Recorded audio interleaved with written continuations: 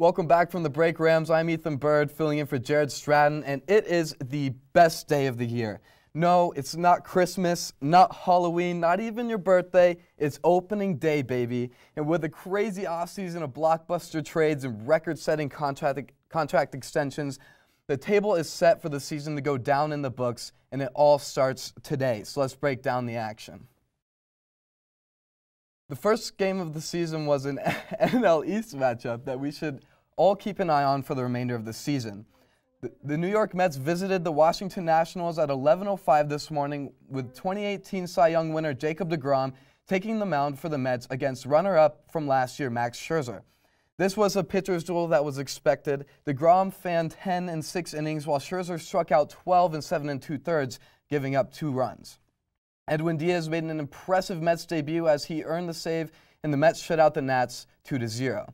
Continuing with opening day, after signing an 8-year, $260 million extension with the Colorado Rockies, all eyes were on Nolan Arenado as the hometown Rocks took on the Marlins at Marlins Park. And he went 1 for 5. But Trevor Story did his Trevor Story thing by hitting a solo blast in the top of the 5th to cap off the Rockies' scoring surge. Fresh off a record-setting 2018, Kyle Freeland picked up right where he left off, going for 7 innings and giving up only 1 run, earning his first win of the season. The Rockies ended up winning 6-3. Currently, the reigning World Series champions Red Sox are taking on the Mariners in Seattle, and the score is 3-8. But don't 3-8 Mariners. But don't count out the Red Sox just yet. With a lineup that includes JD Martinez and Mookie Betts, anything can happen. Moving on, as one season begins, another is coming to an end. This NBA season has been nothing short of memorable. Here's the playoff picture as it stands today. In the West, the Warriors, Nuggets, Trailblazers, Rockets, and Clippers have all punched their tickets to the playoffs, and in the East, the Bucks, Raptors, 76ers, Pacers, and Celtics have punched theirs. These seems to be set outside of the 4 and 5 seeds, which is separated by only 1.5 games. Expect Kyrie Irving and the Celtics to duke it out with the Pacers for that 4 spot for the rest of the season. The West, on the other hand, could see some real shaking up. The Nuggets and Warriors are separated by only a half game for the West top spot, and only 4.5 games separate the 4th through 8th seeds, and with 2 weeks left in a season that ends on March 10th, expect every team in the West to be fighting for a higher seed.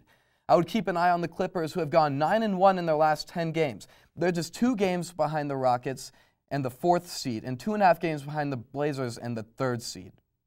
This has been a roller coaster of a season that will only get crazier in the last couple weeks leading up to an NBA playoff that will not disappoint.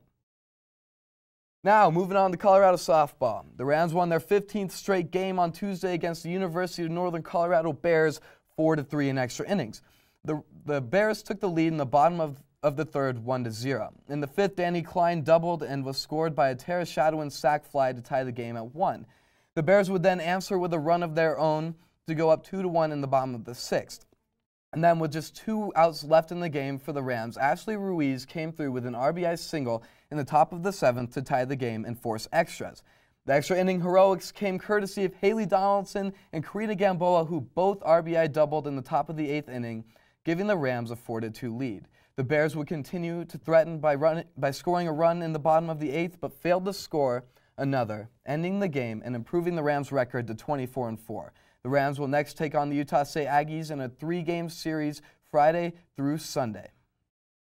Now, it wouldn't be a Thursday night sports show without a 1-minute challenge.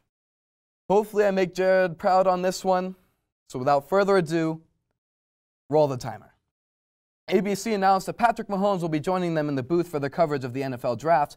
What can't that guy do? Rob Gronkowski announced his retirement from the NFL on Sunday after 9 NFL seasons, and his agent has not ruled out a late-season comeback.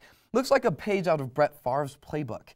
And speaking of coming back from retirement, John Gruden announced that the door is open for a Marshawn Lynch comeback in Oakland. In the NBA, Chris Bosh had his jersey retired for the Miami Heat. Joseph Nurkic suffered the most gruesome basketball injury since Kevin Ware. Do not look it up after this. You will regret it.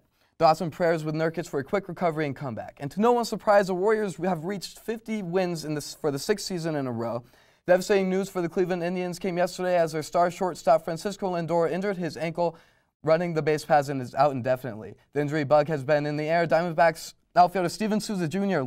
left the game and tore his left ACL, LCL, PCL, PLC. He will miss the whole of the 2019 season. Whew. Wow. Jared makes that look a lot harder than it is. Big props to that guy. Well, Rams, that is all the time that I have left. Make sure to check out thecollegian.com. Follow us on Twitter at sports_CTV to stay updated on everything in CSU sports. I'm Ethan Bird, and it has been a pleasure. Make sure to stay tuned to find out how you can put your spring cleaning to good use. Coming up next.